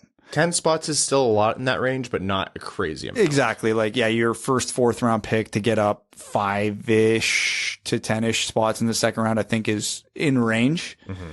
And again, even more likely at 52, package a 4th to get up to like 45 if there's just a guy that you're falling in love with. I think the Red Wings are in that territory of now where they definitely need to value premium over just sheer volume of darts at the board. Because they've had so many. A lot of darts. And again, when you go through their system, there is a lot of guys there that I think are going to be NHLers. But outside of Soderblom, Berggren, Johansson, Wallander, do we really give a lot of credence to any of them being top 6, top 4? Top 6, top 4, no. Exactly. I think there's still, it's still too early on. Think of the guys taken last year. Yeah. Red Savage, Liam Dower-Nielsen, even Plandowski and Zito, too early. Relative to where all those guys were picked, I think they all have panned out good. I don't think any of them are more than bottom pair, right? Even if they make it. If it's possible, but if you're saying that confidently, you're either you either know something we don't, or you're super hopeful. You just haven't seen enough to say, because they'd have to heavily outperform their draft position. So, where I'm looking at Yzerman is if I'm sitting there at 40 and, just because I like him, I'll use him as an example. If all of a sudden it's like pick 31, 32 and Jagger Firkus is still sitting there, who I think, oh man, this guy could be an impact player in our top 6. Mm-hmm. Yeah, I'm starting to, okay, what do I have to throw in to get up there and get this guy, right? Something along those lines. Elaine Hudson, if you really believe it. Just we see an impact player here. Maybe a Rutger McGroarty falls to the late 20s and you're like, just going to say Rutger McGroarty. You know what? I was surprised to see Nathan Gauthier ranked so low on Bob's list. That's another one where I'm like, I wouldn't hate moving up to grab him. No, I don't know if I move up for Gauthier, but he's one of those guys that if he slips to 40, you get on the mic as quick as you can. Any guys for you, Evan, where you have an eye on their names potentially either slipping down the board or you think they're in that range already? Not so much slipping down the board. One guy Brad already somewhat alluded to is Owen Beck. He's another water bug, plays center, plays for the Steelhead out in the OHL. Our entire second round could just be Mississauga Steelheads. Seriously. Just fire down the 401. You're going to Detroit, boys. I mean, he's kind of the wish.com of somebody in the first round. Oh my God, my brain is a mess. He's a little water bug. Frank Nazar without the insane offensive upside. Pretty much. Yeah. You know what? He could be... And a little bigger. He's like 35 to 55 in a lot of rankings, but you need someone eventually to start filling out the... You know what? If all things go right, he's a second-line player, and that would be wild. Worst case, he plays all roles up and down the lineup, and he kills a ton of penalties and provides some points with your depth forward. So he's one guy I had earmarked. If we really want to go swing for the fence, I got to look at his name because I'm gonna butcher this. Elias Salomonson. Monson? Mm-hmm. That's good. Yep. Hey, there we go. Yeah. I went to Sweden once. I'm cultured. You and Max both, huh? Yeah. I eat McDonald's every day. Listen, he has almost no idea what he's doing defensively from my eye. Same with Brad. Yeah. He still knows hockey. PK1, buddy. But when this guy's on, his offensive upside is ridiculous. And you know what? if he's got at least one thing that's elite, you may as well swing for it. And he's Swedish, so there you go. The only knock to him is he's only 6'1", so he's too short to play defense on Detroit. But I know a little bit about him, and he seems like a guy where the image is murky on him. So you know what? He could be Filip Hronek. Seriously. Filip Hronek gets lost out there a lot, and we always were touting and waiting for his massive offensive upside as well. So he could be Filip Hronek. If you can get a half point per game right-handed defenseman at pick 53, you are sprinting, screaming, laughing to the podium. So I'm going to throw a name out there as like a real wild card who's not ranked till the mid rounds in most. So if I tell you there's a 5'9" forward who does not skate well, Brad Crisco. Thank you. 5'9" forward who doesn't skate well, you're probably not taking him in the top 2 rounds. But then I tell you, in the Quebec League, he had 109 points in 68 games. Little intrigued, eh? Jordan Dumais. Okay. Play for Halifax. Again, unbelievably smart, tremendous talent. Tiny, can't skate for shit. Which, like... But 109 points in 68 games. Like, just absolute comical. How does he get his points? How deep of his game do you know? Does he get? Does he stand there and bang them home, or does he drive the play? And he drives the play. He had 39 goals to his 70 assists. He sees the ice exceptionally well. When the puck is on his stick, that puck could end up anywhere because he can dangle a guy. He's got a good shot, and his vision is just incredible. Now, this could be just him picking on shitty QMJHL defense. But again, there aren't a lot of 18-year-olds in this draft who put up 109 points this year, right? Right. So I think he's a huge wild card of this draft because I've seen projections on him as high in the second round and as low as he doesn't get drafted. So people are very hit or miss on his skating, though. I've seen people say it looks ugly, but it works, and I've seen people say what you just said, which is that it's garbage. Is that what people always say if they hate their skating? They're like, it's unconventional, but it gets them around the ice. Like, have you ever? But there are guys it literally does work for. Again, I've watched a bit of Dumais. Again, he's not one of the guys I had time to do a super, super deep dive on. And watching him skate, I get it. Like, I get it, but for all he's the inverse Brad Lambert. Literally. Oh, okay. I think maybe the last thing before we get to Patreon questions here, and you were going to hate me for asking, Evan and Brad, both of you are going to hate me for asking this. A lot of the listeners are going to hate me for asking this, but if this is to be an all-encompassing draft preview, let's talk some trade proposals. New Jersey is in Dylan play. Larkin for the 8th. Dylan Larkin for Shane Wright. Phillies might be in play, but that's probably, well, we'll see. We're just about to piss off all the Tyler Bertuzzi stands. Is what's about to happen. Well, I mean, where Tyler Bertuzzi stands. So let's look at We'll have a complete list. Tradable Red Wings. Yeah, if we're going to include Bertuzzi, let's include Larkin, despite, personal opinions on whether or not. If we're talking realistically, circumstance matters. Are we counting prospects? Yep. Okay. Hold on. The list in there. Hronek's in there too. Okay. So if we're going through the entire Red Wings organization, as of this moment, going into this draft, understanding that how are trades relative to this draft going to play out, the list of untradeable Red Wings is Moritz Seider, Lucas Raymond, probably Simon Edvinsson. Steve Yzerman. That's it. We're done. Yeah.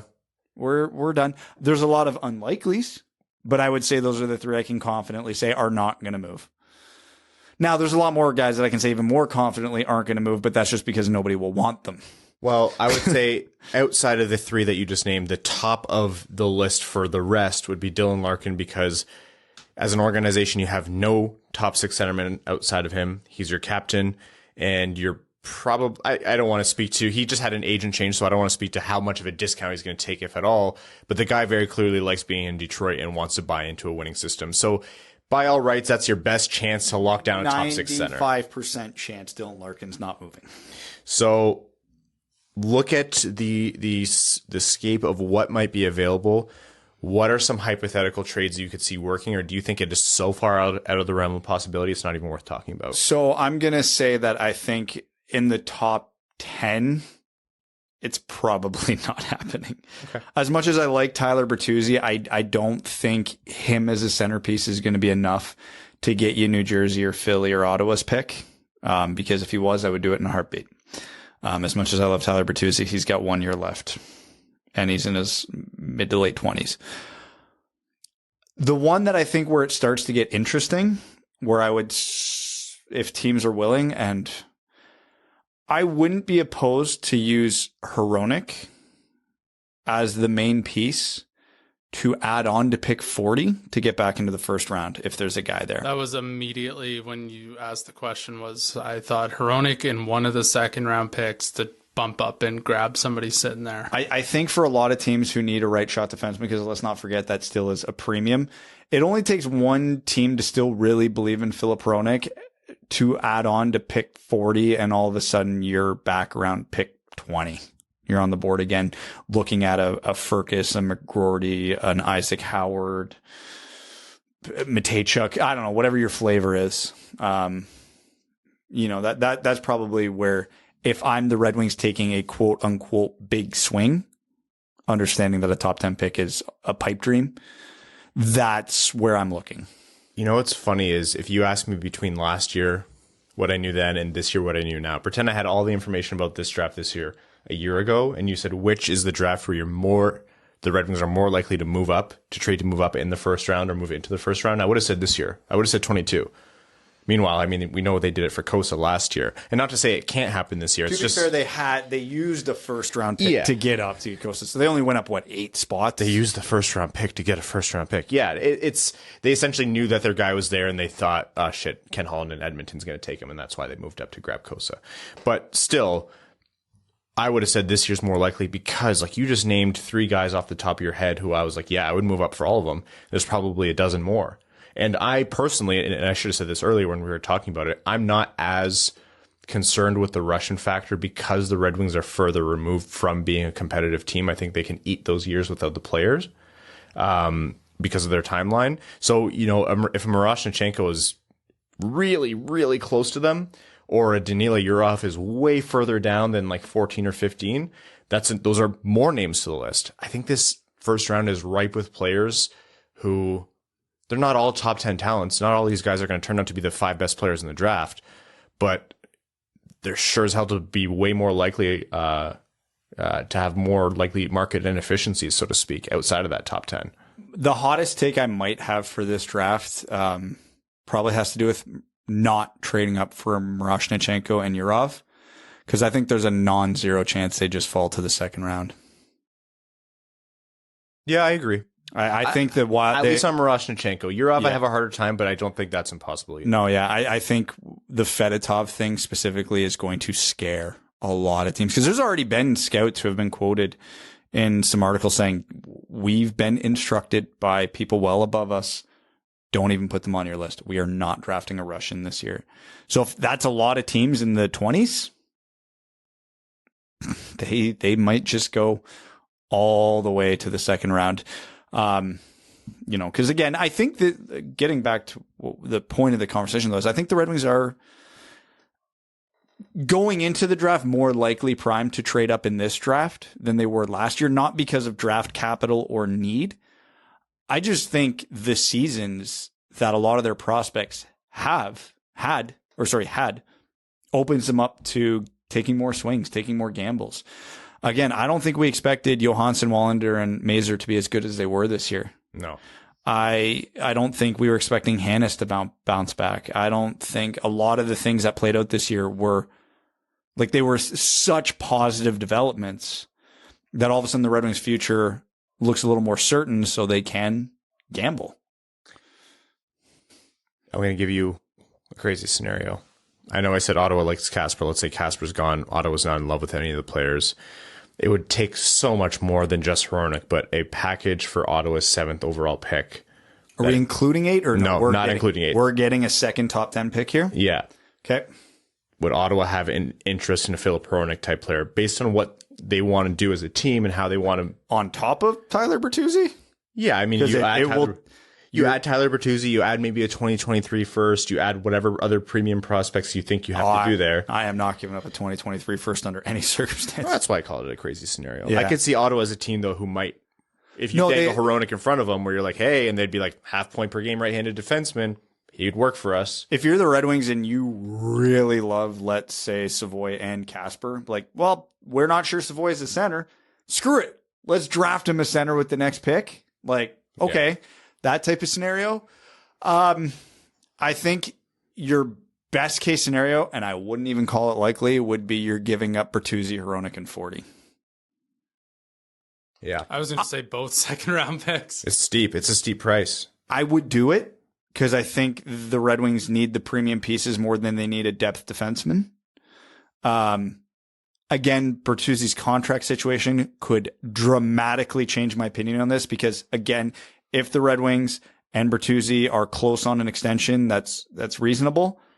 His values, you keep him. Yes. You absolutely keep him. For anyone angry about the Bertuzzi talk, the advocacy here is to keep him. But for everything I said about Larkin, I'm going to repeat with Bertuzzi. If they have had those extension talks and Bertuzzi and the Red Wings are not close, if the Red Wings are going, we're giving you 5 years, and he's like, I'm not signing for anything less than 8, his value's never going to be higher than probably this weekend. So you have to entertain it. Like, we're getting close to the tipping point with Bertuzzi because, again, there is still the possibility you go into the season with him and you trade him at the deadline. But then you run 2 risks. A, you're trading him for half a year of rental value, which lowers it. And B, if he just has a shitty start to the season, his value tanks. He's coming off a career year. That's the difference. Larkin's not had an ugly negotiation, and Bertuzzi's had 2 that have been very uncertain. So it's easy for us to say, okay, you know, you come up to the deadline. If you come up to the deadline with Dylan Larkin, I will say right now, you're still not trading him, in my mind. But with Bertuzzi, you're like, this guy might walk because he's come close before. Anyhow, I'm going to pull us off the crazy ledge here in terms of what's absolutely insane in trade proposals, because trying to predict. Not yet. I don't think I give enough qualifiers as to this is all crazy, and I don't think it'll happen, but everything I just said. Final thoughts leading into the 2022 NHL entry draft for the Red Wings before we head into overtime here. Brad, Evan. Be prepared for everything that we just said and everything we just talked about to be rendered useless. It's Steve Yzerman. He could draft way off the board. He could trade out of the pick outright. Everything's on the table in this draft, and double that because it's Steve Yzerman. Yeah, I'm very much prepared to just be like, or for the pick to come into my reaction to be, okay. You're going to be that emphatic on stream? No. It's Doctor Strange in Infinity War, where he's going through like the 14 million potential scenarios. That's legitimately it. I know there's this qualifier every year for the draft. There's just so many players, and you never really know how scouting teams are going to think, blah, blah, blah. Like, think of when Shai Buium was taken last year. And we weren't thinking like, oh, what a travesty. They didn't take X, Y, Z player that we really liked. It's like, yeah, that's the nature of the second round. Turn that dial up to 11 this year. We're dealing with the post-COVID scouting era. We're dealing with a hell of a lot of uncertainty. Geopolitical land war is affecting players' draft stock. There's a major, like a highly talented potential top 10 talent player who has the Russian factor and is also recovering from Hodgkin's lymphoma. Like, there are so many different things at play here. So yeah, I think Brad, your assessment is right. Don't get married to a player. There are a wealth of good options here for the Red Wings, and it's going to be fun. It's going to, depending on how invested you get in the draft, it might be anxiety inducing, but it's going to be fun. It's going to be wild. And that is if there isn't a single trade made, which is also not a guarantee. Now, to qualify my qualifier, Yzerman went way the hell off the board when he picked Cider and like maximum chaos. Raymond and Edmondson were right about where they were projected to go. So it's not, I'm not sitting here and saying he's definitely going off the board. I'm sitting here and talking about Matt Savoie for the last year. He might just pick Matt Savoie. It's very much on the table. I'm just saying, expect everything. Yeah. Everything's on the table.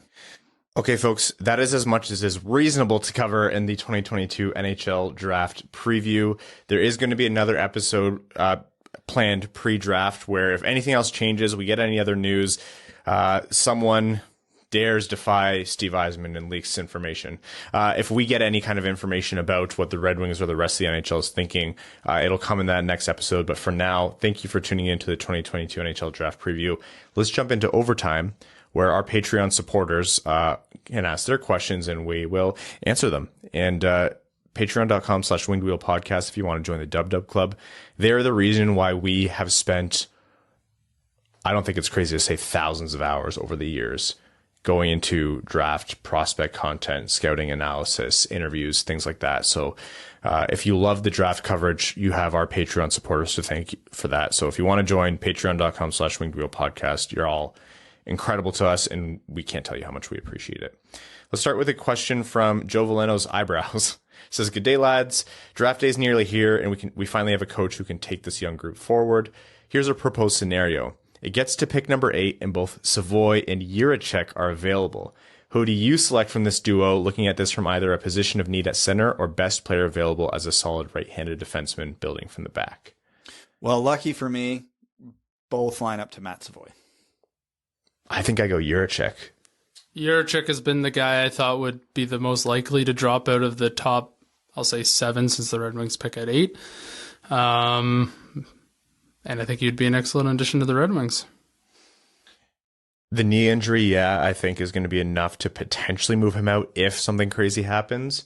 I have more certainty about Jiricek being a top-end player than I do about Savoie. The only things working against that are that, Jiricek plays the same side and position as Moritz Seider, but having 2 top pair caliber right-handed defensemen is not a bad problem to have. Agreed. The Red Wings could still use more. Really, when you go through the system, the only position where I can say they have a surplus would be lefty. You can make a case for centers, left wingers, right D. They don't have a lot on any of those ones. So if they wanted to go, even if they thought Matt Savoie was a right winger, fine. If they think Jiricek's a right D, which he is, fine.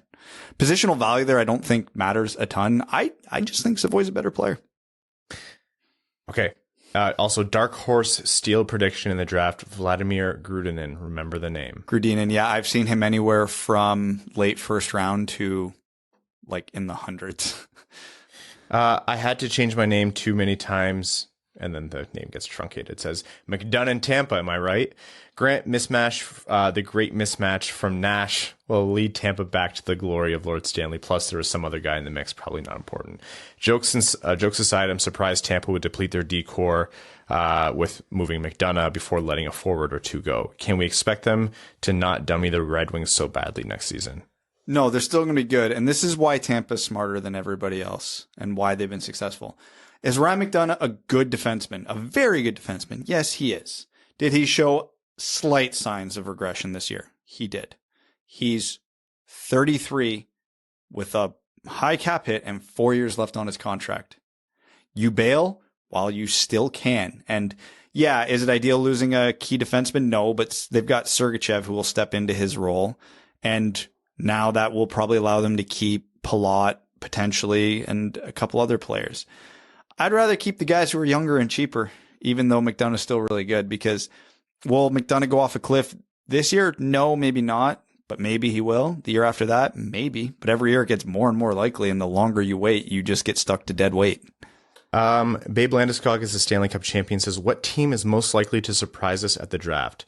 Not good, not bad, just surprise. It could be a trade up, unlikely pick in their spot, etc. I'm going to go Ottawa.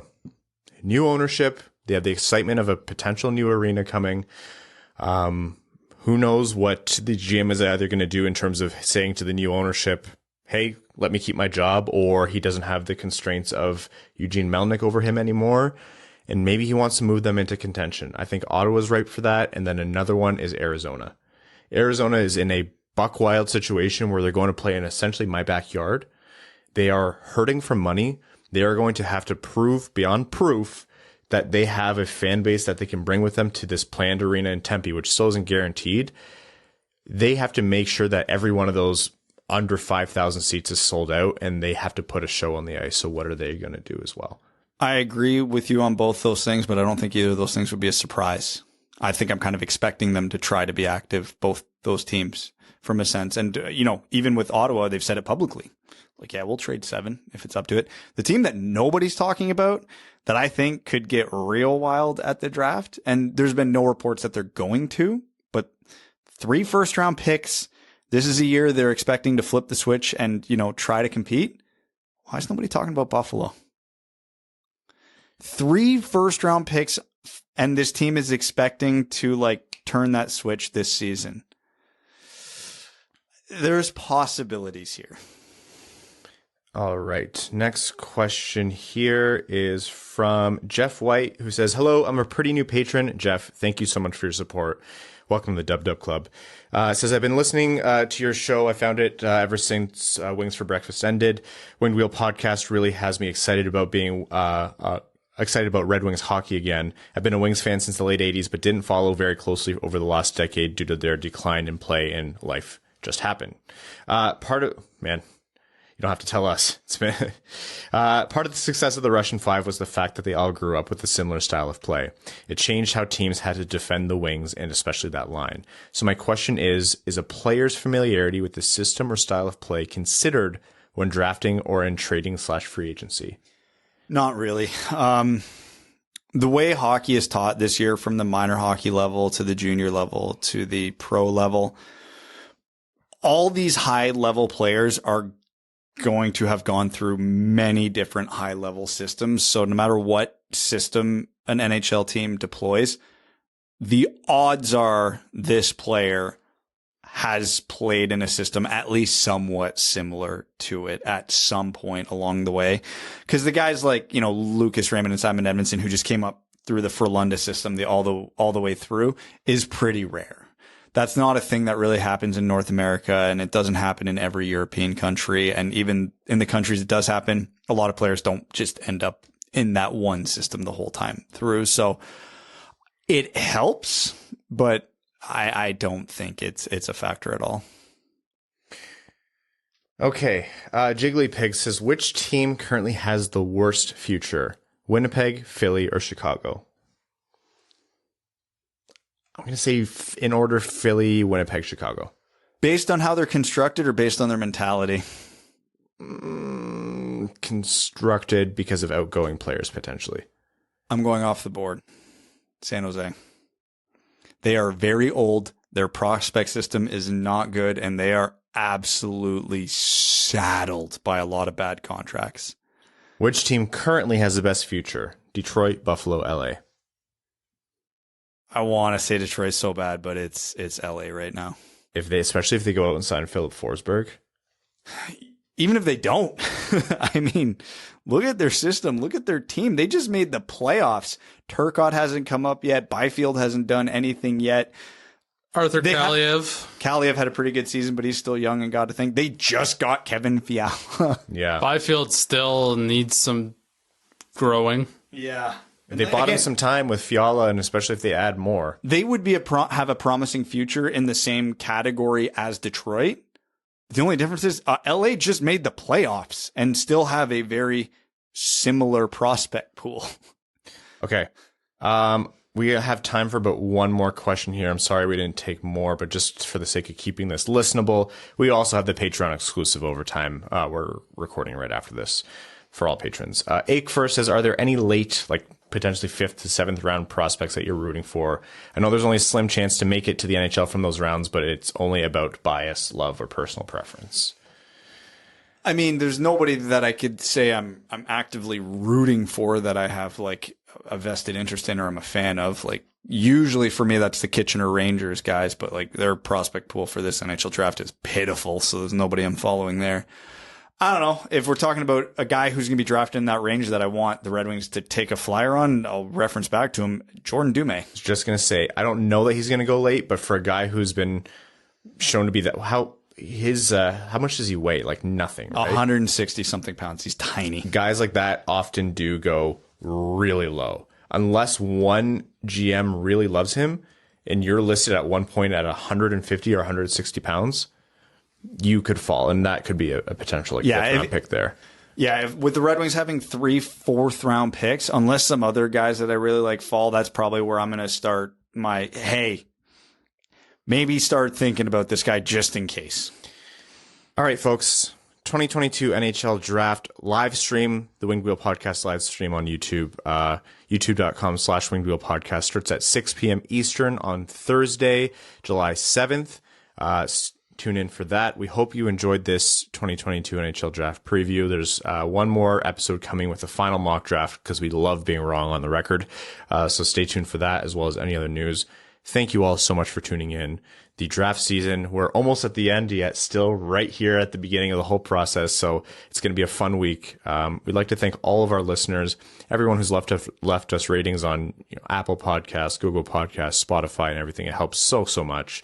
The sponsors of this podcast, the FanDuel Sportsbook, all of our Patreon supporters, members of the Dub Dub Club, and the name level supporters on Patreon, Arjun Shankar, Yves Bartels on behalf of the Sarah Garan Foundation, Aikfer, the Stay Fresh Cheese Bag, Nick Perks, Brett Bailey, Terry, driver of the number 69, Cryan Ryan Hannah's Banana Slam and Jamathon, Matthew M. Rice, Brandon M., Carl Brutanen Nanaluski, Chad Jobin, Chimmy, Citizen High Five, Coyote Season Tickets in Tempe, Craig Kibble, Derek Enstam, DJ Denton, Doesn't Tuesnit, Give Blood, Fight Probert, Greach, Helm was held back by Blashill, Hassam Al-Qassem, I'd Leave My Wife for Cider, Jay Gollum, Jacob Turner, Kalen Wood, King Tone, Kyle Hashman, Marcus, Matt McKay, Nicholas Fritz, R.A., Scott Martin, Sean Levine, Stay Fresh Cheese Bags, Sam Bankson, Stay Fresh Cheese Bags, Adam, Now I Finish Better Than Ernie, Antonio Gracias, Babe Landeskog is a Stanley Cup champion, Ben Barron, Brian Vasha, Chocolate, nope, not reading that one,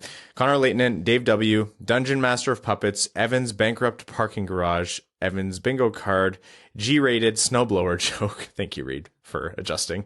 Jack the Bassist, James Laporte, Jeremiah Dobo, Jeremy Brocker, JM Rhapsody, John Evans, Josh Yelton, Justin and the Angry Mob, Kevin McCracken, Quaz, Matt Keeler, Matt S., Maximilian Cheesebags, Papa Woody, Puck Norris, Revi DeLuca, Thick Rick, Trevor Pevovar, Zach McCann, a driving range superstar. Thank you all so much. We'll see you one more time for the 2022 NHL Draft. Thanks for tuning in to the Winged Wheel Podcast. Be sure to check out wingedwheelpodcast.com, where you can subscribe to the show on iTunes, Spotify, or wherever you get your podcasts. You'll also find links to other ways to support the show, such as Patreon, official podcast apparel, and more. And don't forget to follow the show on Twitter at Winged Wheel Pod. And of course, the hosts at Brad Crisco, at Ryan Hannah WWP, and at Hockeytown Evan.